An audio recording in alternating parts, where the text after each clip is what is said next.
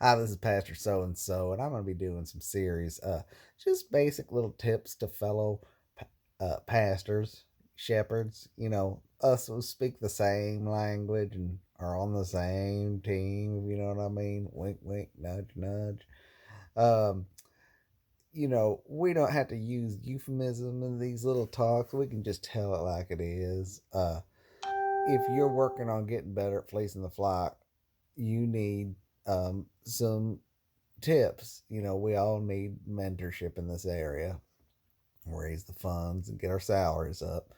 Uh, Now, I found that the order of service is very important. You want to have your worship team build the set so that the most hooting and hollering, exciting music happens right before the offering. You get them offering plates ready to go, and you get those people whooped up. By the time you get to the offering, you should have a primed congregation who's just done a good 45 minutes of worship in there. Uh, just absolutely hysterical. That would be the best case scenario. Now, one thing you want to watch though is to keep the tambourines out of your service. I've noticed this. There's statistical studies that show that the more tambourines you got in the worship, especially as it starts to get exciting, the less you see in the offering.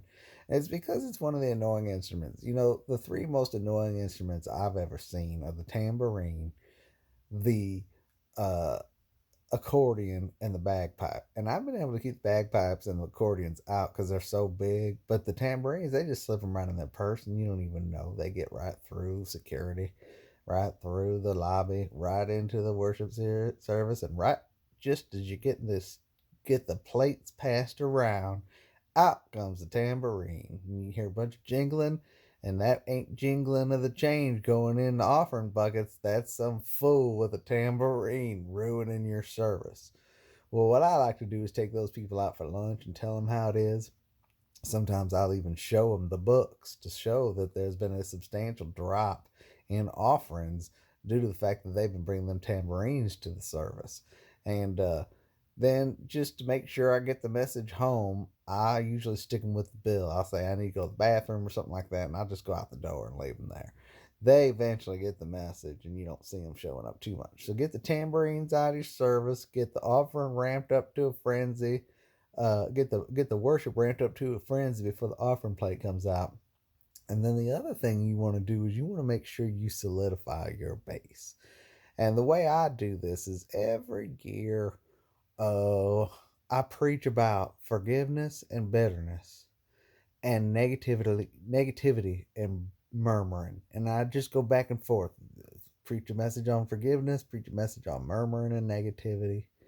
Then I'll start asking for prayer and saying, you know, there's people in the congregation that have been speaking out against so and so's authority, and I just humble myself before God and ask for Him to deliver me from my foes. And then, I get preaching on Moses and Korah and the rebellion. And when I'm doing this, I got the ushers. What they do is they pretend to be staring at someone knowingly while I preach and fold your arms, tell them to fold their arms and stare knowingly at the most vulnerable looking sheep. What this does is it strikes fear in the sensitive ones, and the ones that are negative eventually leave, but the ones that are still there, well, you'll see it. They'll get right in line and they'll start giving more in the offering. You see the offerings go up after a round of these messages.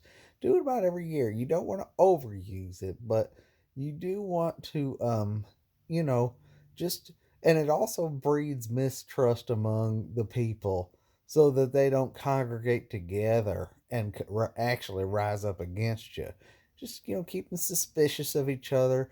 The ones who leave, you want to tell them, that they didn't take the narrow way, and maybe imply that they have been backslidden, and they're no longer with us, and what a tragedy it is. And you may even pretend to say some prayers about them. But meanwhile, the people that are there, they're going to become increasingly loyal. You'll see it more and more, maybe a little fewer people, but they'll give more and they'll be more loyal. So in the end, it works pretty well for your salary. All right, these are tips for now. I'll have some tips later. Take care.